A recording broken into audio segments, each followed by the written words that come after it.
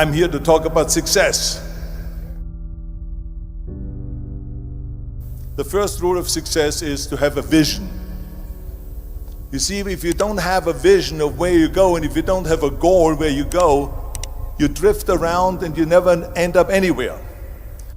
I mean, as you know, I was born in 1947 in Austria after the Second World War. So I was very fortunate that I stumbled onto my vision. And I didn't really like Austria when I grew up. I couldn't wait to get out of there. I couldn't see myself becoming a farmer or a worker in a factory or anything like that, even though my parents wanted me to stay there and have a normal life. But that was their vision, not mine. My vision was totally different. I felt that I was born for something special, for something unique, for something big. Then one day I went to school. I remember I was 11 years old, and they showed a documentary about America. And there they showed in this documentary the huge skyscrapers, the high-rises, the huge bridges, the 6-lane freeways, and all of this stuff. And I said to myself, that's where I want to be. I don't want to be around here with these little farmhouses and these little buildings. I want to be in America. And one day after school, I walked by a store in Graz. So I went inside and I looked around and I looked at this stuff, and I saw a magazine. I saw a bodybuilding magazine that had Reg Park on the cover. Reg Park was then a 3-time Mr. Universe. And I saw him on the big screen as Hercules. I read that and I said to myself, wow, this is the blueprint for my life. This is exactly what I want to do. I want to become a bodybuilding champion just like Reg Park. I want to get into movies just like Reg Park. And I want to make millions of dollars and be rich and famous just like Reg Park. Do you know how great it felt that I knew where I was going? Imagine the majority of people don't know where they're going. I knew where I was going, that I'm going to become this bodybuilding champion just like him. So it was just a question of how do you do it? I was so relieved, because when you have a goal, when you have a vision, everything becomes easy. So people always ask me, when they saw me in the gym in the pumping iron days, they say, why is it that you're working out so hard? 5 hours a day, 6 hours a day, and you have always a smile on your face. And I told people all the time, I said, because to me, I'm shooting for a goal. In front of me is the Mr. Universe title. So every rep that I do gets me closer to accomplishing that goal, to make this goal, this vision turn into reality. Every single set that I do, every repetition, every weight that I lift will get me a step closer to turn this goal into reality. So I couldn't wait to do another 500-pound squat. I couldn't wait to do another 500-pound bench press. I couldn't wait to do another 2,000 reps of sit-ups. I couldn't wait for the next exercise. With the age of 20, I went to London and I won the Mr. Universe contest as the youngest Mr. Universe ever. And it was because I had a goal. So let me tell you something, visualizing your goal and going after it makes it fun. You got to have a purpose no matter what you do in life. You got to have a purpose. 74% hate their job in America. Now this is not much different when you come to Europe.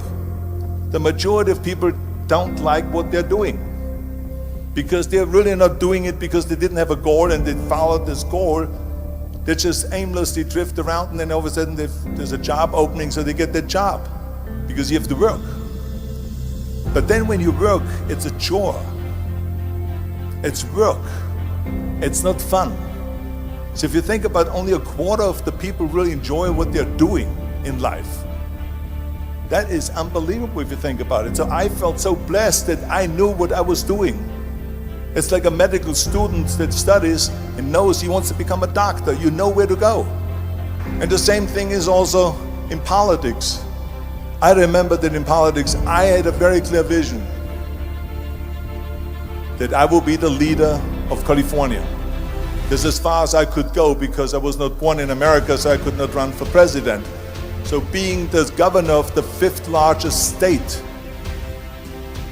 I should say the largest state, the fifth largest economy in the world, was for me really the ultimate title, the ultimate accomplishment in politics. So even though people came up to me and says, why don't you go and run for something smaller, you're never gonna make it. I ran for governor, and then 2 months later I became governor of the state of California. Again, because I had a very clear vision what I'm gonna do with California. So that's rule number one, have a vision. Rule number two is, don't listen to the naysayers. Don't listen to the naysayers.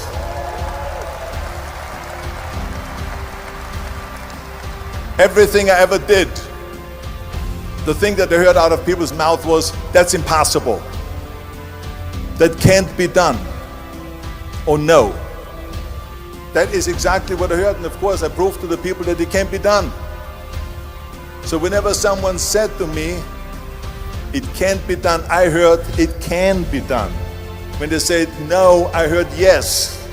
And when they said it's impossible, I heard it is possible. I'm a strong believer of what Nelson Mandela said, that everything is always impossible until someone does it.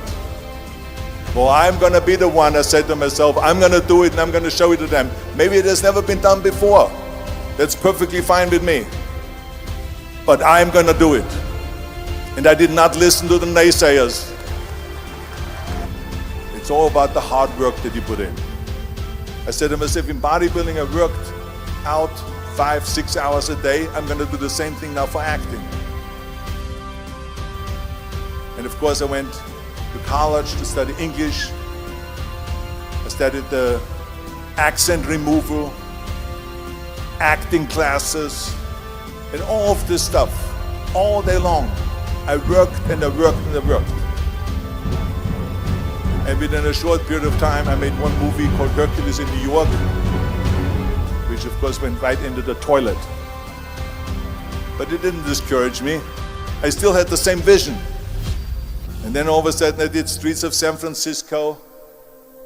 I did Stay Hungry and Pumping Iron and The Villain. And then all of a sudden I was asked by Dino De Laurentiis and by Universal Studio to star in Conan the Barbarian.